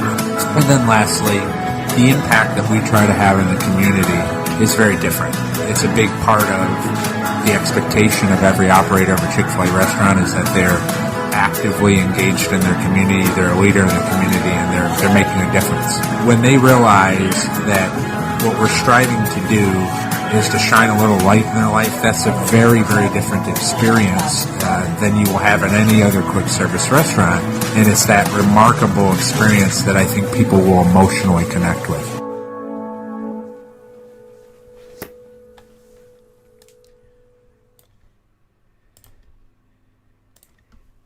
Welcome back here to Wake Up Call with Dan Tortora on wakeupcalldt.com, your one-stop sports shop, and on mixlr.com/wakeupcalldt, hanging out here inside of the Cafe Kubal studios. We are here with Mr. Mike Sofka of Hall of Fame FantasyFootball.com, and of course of our joint venture on Facebook, Winning Fantasy Football, the group that y'all need to join for free, and it's very easy to do. You go to Facebook, you click on Winning Fantasy Football, and all of a sudden you've joined our group. So make sure that you do that today so you can talk with us all the time about fantasy football inside of the Fantasy Football Power Hour. You know we do this every Wednesday from 10 a.m. to 11 a.m. Eastern Time. But we took over all of Wake Up Call today for the Fantasy Football Power Hour takeover.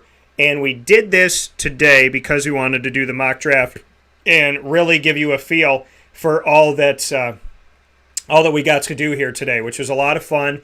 And really wanted to deep dive into the world of fantasy football in this mock draft. So we're excited we got to do this for you.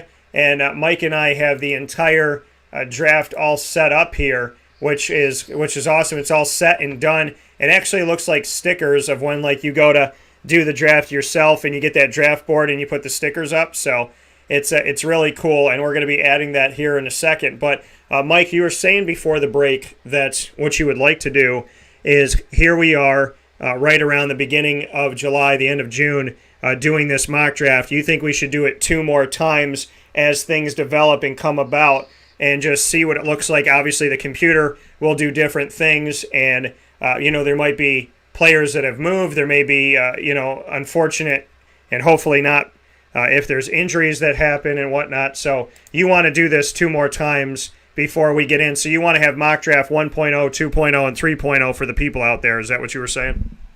Yeah, absolutely. I think it's important. There's a lot that can change in the next 30 days. There's injuries that can happen. They're going to happen. Statistically, it happens. Somebody's going to, damage a knee or something. Even in this world where there's not practices, there's not practicing in pads, teams hardly tackle anymore. I've seen it in games last year because teams don't tackle anymore. There were guys who thought a guy was running out of bounds, they let up.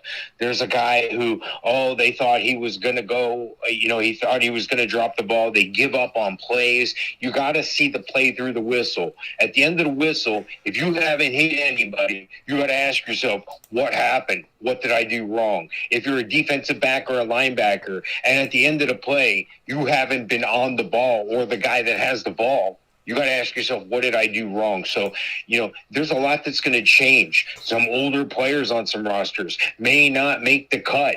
That's going to create space for the young guy. How does that affect your draft? So we're not going to put you in a Some position older players where on some you're running out rosters buying a may not magazine. make Yeah, the what the heck's cut. a magazine That's going to anymore, create right? space But for the what I'm young saying guy. is, like, How there's does that some affect sites your out there that'll draft? give you So we're not going information to put you in a that's some gonna older make players sure on some you're running out rosters buying a may not magazine. make Yeah, the what the heck's cut. a magazine That's going to anymore, create right? space But for what the I'm young saying guy. is, like, How there's does that some affect sites your out there that'll draft? give you So we're not going to put you in a some older players on some rosters may not make the cut. That's going to create space for the young guy. How does that affect your draft? So we're not going to put you in some older players on some rosters may not make the cut. That's going to create space for the young guy. How does that affect your draft? So we're not going to put you in some older players on some rosters may not make the cut. That's going to create space for the young guy. How does that affect your draft? So we're not going to put you in some older players on some rosters may not make the cut. That's going to create space for the young guy. How does that affect your draft? So we're not going to put you in some older players on some rosters may not make the cut.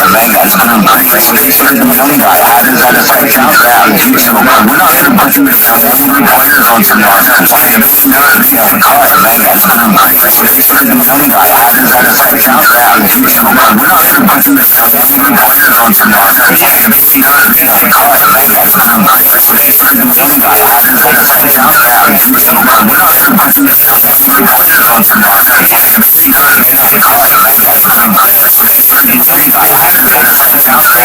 So we're not going to put you in some older players on some rosters may not make the cut. That's going to create space for the young guy. How does that affect your draft? So we're not going to put you in some older players on some rosters may not make the cut. That's going to create space for the young guy. How does that affect your draft? So we're not going to put you in some These mock drafts is it gives me an opportunity to get a feel for how these mock drafts is how did it gives me an opportunity. How these mock drafts is how did it gives me an opportunity. How these mock drafts is how did it gives me an opportunity. How these mock drafts is how did it gives me an opportunity. How these mock drafts is how did it gives me an opportunity.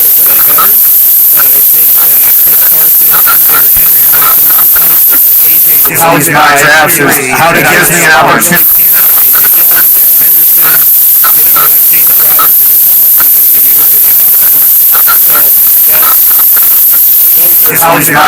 is how did it gives me an opportunity. How these mock drafts is how did it gives me an opportunity. How these mock drafts is how did it gives me an opportunity. How these mock drafts is how did it gives me an opportunity.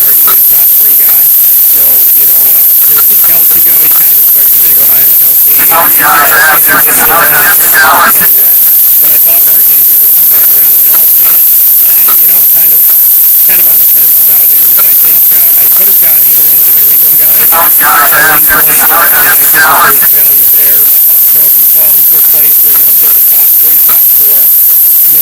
How these mock drafts is how did it gives me an opportunity.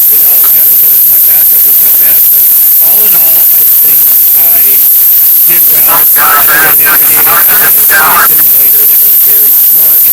How these mock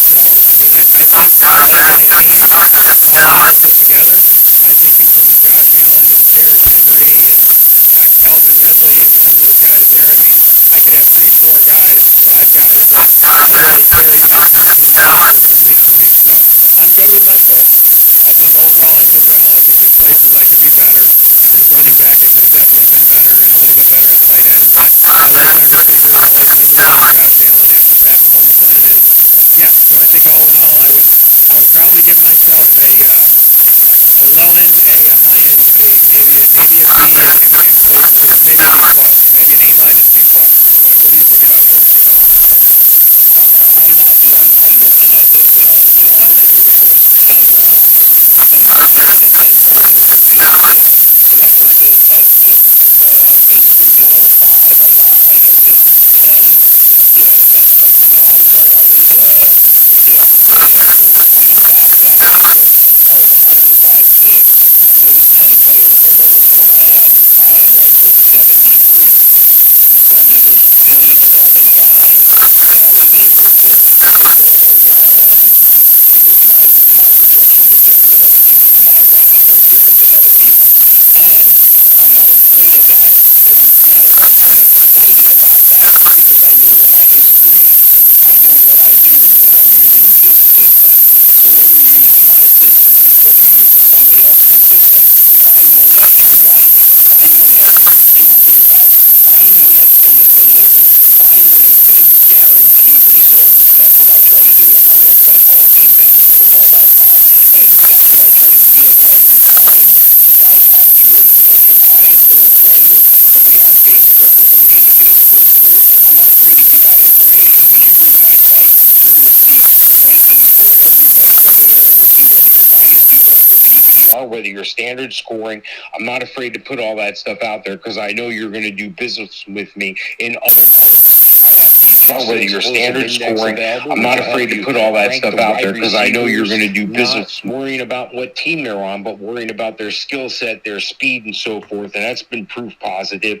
That helps tremendously if you're in a dynasty or keeper league. But again, what I was saying before, I'm 73 as the bottom ranking in my top 10 positions. That was Mike Davis. So that means that I got out of the top 105, 73 of them were in my top 3. So I'm 25% ahead of everyone else in the draft at that point with my starters. So I feel good. It's like I got an extra pick every 4 rounds or so. However you need to look at it, get whatever system you're comfortable with. Follow that system and stay true to it. What people, I've had customers in the past, they call me up and they go, Mike, I drafted, we did everything just like you said, but, I recently dropped so-and-so and picked up so-and-so. And I'm like, well, why did you do that?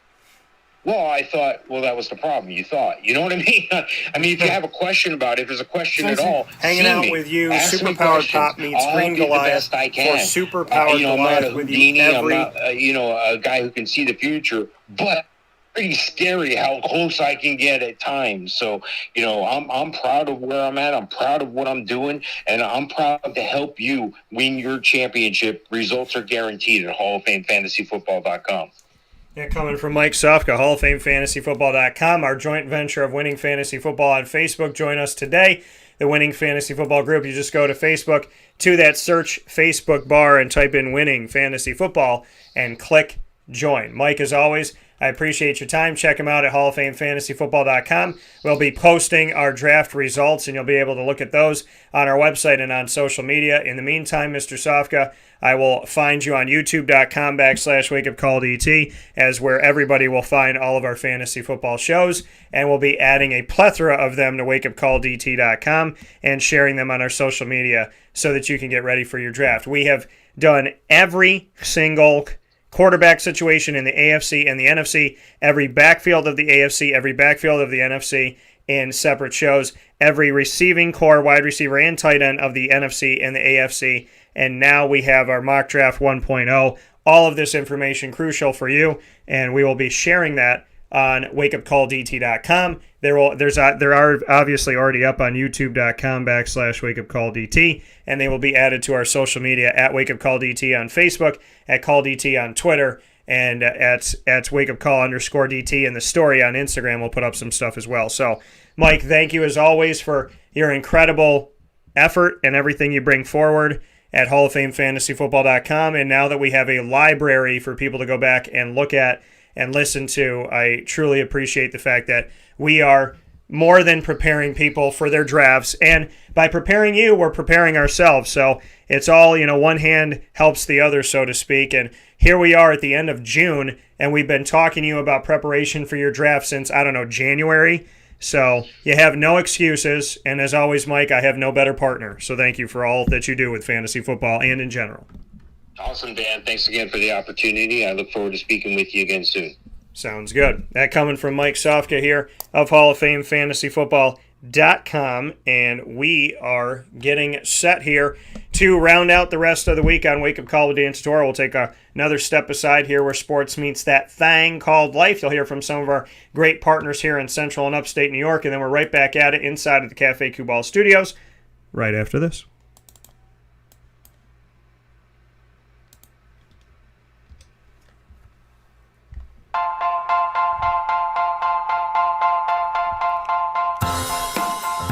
Cafe Cubal Mobile Cafe brings the cafe experience to you. We'll roll out to your neighborhood or office, ready to serve our locally crafted espresso bar to our loyal patrons. Inquire at cafecubal.com. Cafe Cubal, coffee for the soul.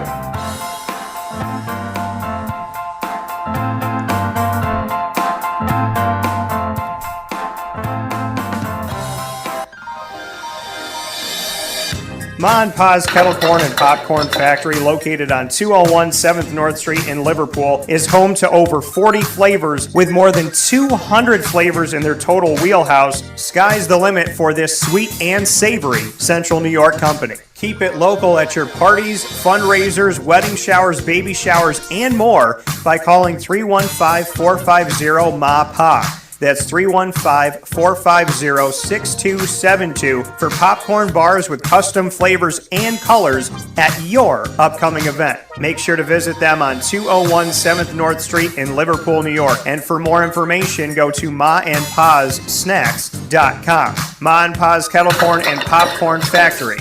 How corny are you?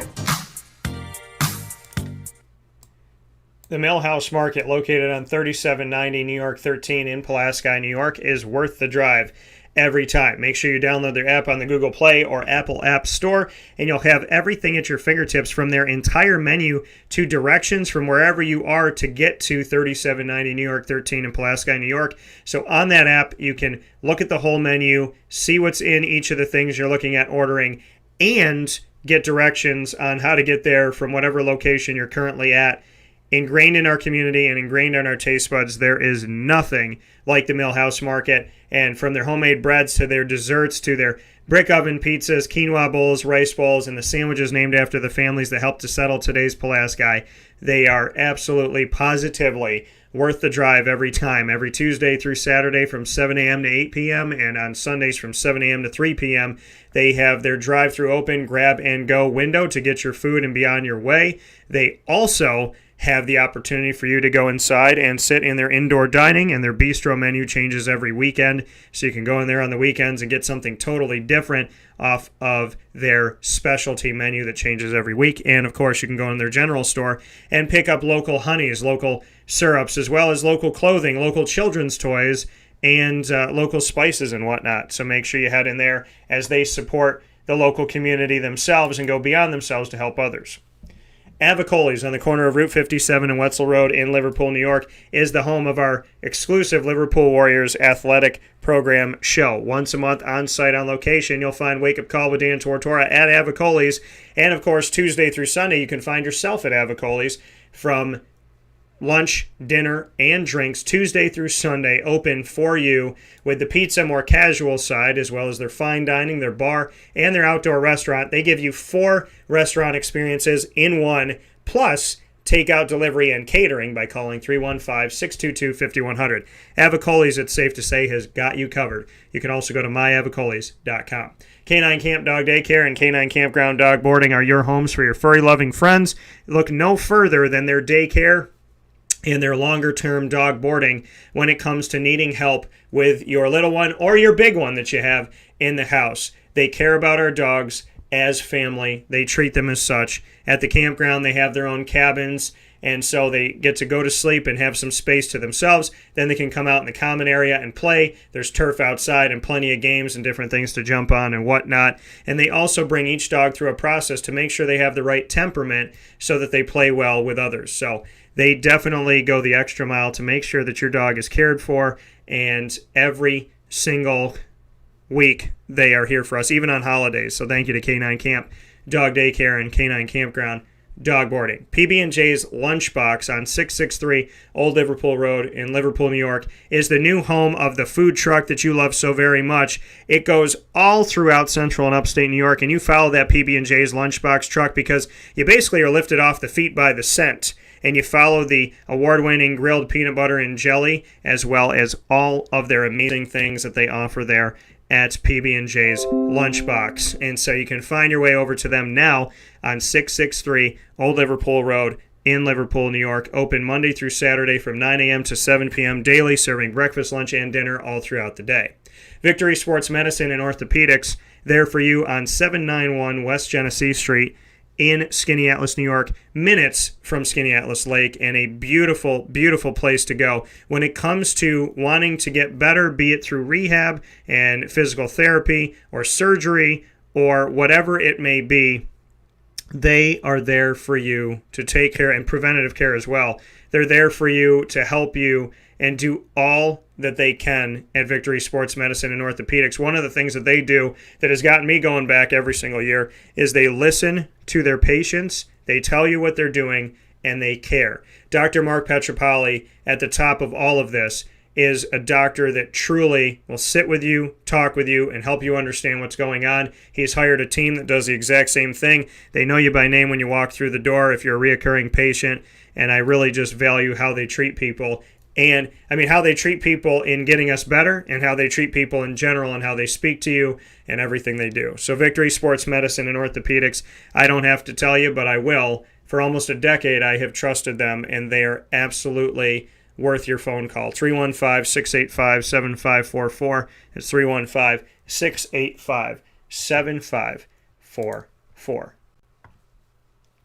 With that being stated, here on Wake Up Call with Dan Tortora, we have rounded out today's Wednesday show, did an entire mock draft, and this is only mock draft 1.0. My goodness. 2.0 coming up next month, 3.0 after that. We will get you ready for your draft, and we will be with you all the way through. Every Wednesday, 10 a.m. to 11 a.m. Eastern Time, you have the Fantasy Football Power Hour, proudly presented by the Wildcat Sports Pub. 3680 Milton Avenue in Camillus, New York. Open 7 days a week, indoor and outdoor dining, and open 7 days a week for takeout and delivery. 315-487-2222. That's 315-487-2222. We appreciate you. We thank you for being here. We love doing the mock draft with you. We can't wait to do even more with you after this. So please take care and stay well this Wednesday. We'll see you in July, God willing, tomorrow morning. Plenty of stuff coming up on Wake Up Call with Dan Tortora, and we're rounding out this week with a special called Leave It on the Mound, which will be featuring local pitcher Bryce Zaccaro of CNS, which I can't wait to share the stage, share the room with him coming up here in just a couple days. So a lot of great stuff coming up on Wake Up Call with Dan Tortora. NBA playoffs come into full focus with Dave Paziak tomorrow. We obviously still have the annoying moment of the week, proudly presented by Carvel DeWitt. We have Lead with Juanita Ward, presented by Chick-fil-A Cicero and Chick-fil-A Clay as of tomorrow. We're adding Chick-fil-A Clay to the fray, so welcome to the family. And, of course, we'll have the opportunity to give you the top dog of the week, proudly presented by K9 Camp Dog Daycare and K9 Campground Dog Boarding. So, a lot of good stuff, a lot of fun to be had. Amazing, amazing time, as always. So thank you for being here. Thank you for your listenership. Thank you for your viewership. Thank you for your support, bookmarking, and subscribing, wakeupcalldt.com. Thank you for your liking at wakeupcalldt on Facebook and clicking follow on Twitter at calldt and on Instagram at wakeupcall_DT. In the meantime, and as always, God bless, no stress.